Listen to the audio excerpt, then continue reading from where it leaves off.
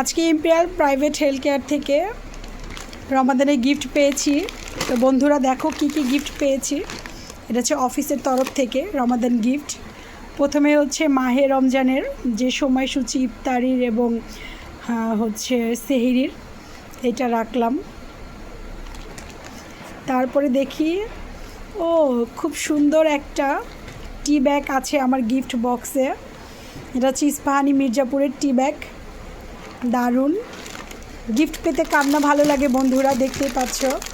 আমাদের দিয়েছে আরও প্রতিশ্রুতি ফুডের থেকে, এখানে আছে রমাদান উপলক্ষে খেজুরগুলো অনেক ভালো মানের মনে হচ্ছে। গিফট তো গিফটই, তারপরে অফিস থেকে রমাদানের গিফট ভীষণ ভালো লাগছে। তারপরে হচ্ছে পেয়েছি রুহাবজার একটি বোতল, যেটা হচ্ছে আমাদের ইফতারিতে অনেক কাজে লাগবে। আমাদের তো শরবত ছাড়া ইফতারি চলেই না। আছে 2025-এর একটা ক্যালেন্ডার, টেবিল ক্যালেন্ডার।